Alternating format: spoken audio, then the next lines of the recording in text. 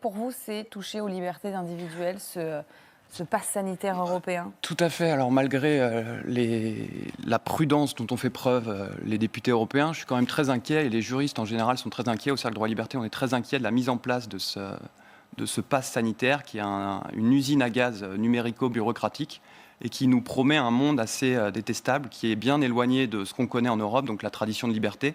Et là, on a l'impression que les députés européens ont oublié qu'ils étaient européens, et on se demande s'ils ne sont pas chinois, puisqu'ils nous promettent un peu un contrôle social à la chinoise, où nos libertés seront conditionnées à notre santé. C'est un monde où le gouvernement va pouvoir nous demander de prouver qu'on n'est pas contaminé par une maladie qui n'est pas la peste, pour avoir simplement le droit de participer à la vie en société. Alors, qui a envie dans ce monde de montrer son QR code? Après-demain, ça sera dans les restaurants, dans les taxis. Mais là, dès demain, ça sera votre enfant, pour qu'il ait le droit d'aller aller en vacances cet été, faire un test PCR dès 11 ans. On a eu un premier confinement, on nous a dit que ça serait le dernier confinement. Finalement, on en a eu d'autres. Donc là, on nous impose un pass sanitaire qui va durer normalement 1 an. Et en fait, on se rend compte qu'il y a un nouvel ordre sanitaire qui s'impose, un hygiénisme ambiant, avec un principe de précaution qui prévaut, et qui va faire en sorte qu'à chaque fois qu'il y aura un nouveau SARS, un nouveau CoV quelque chose, on aura ces nouvelles restrictions de liberté qui vont s'imposer comme mode normal de lutte contre le virus. Et c'est ça que nous dénonçons.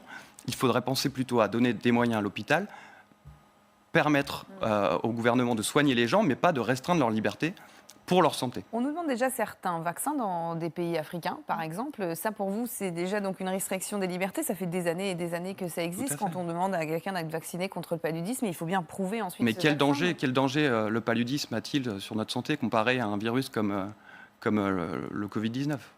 C'est aussi une question de proportionnalité.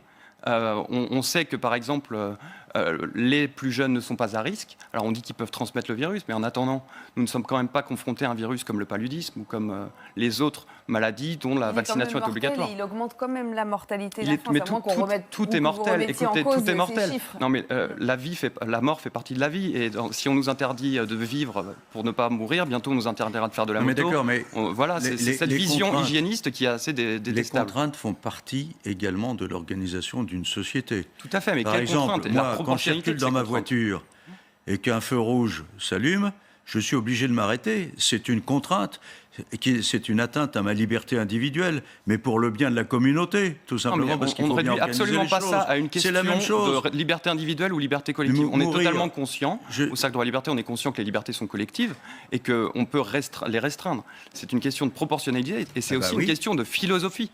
Quel monde veut-on pour demain ? Un monde de liberté ou un monde de sécurité hygiénique? Mais est-ce que vous pouvez admettre que si on est vacciné, on retrouve la liberté, justement? Mais ça, c'est un marché faustien.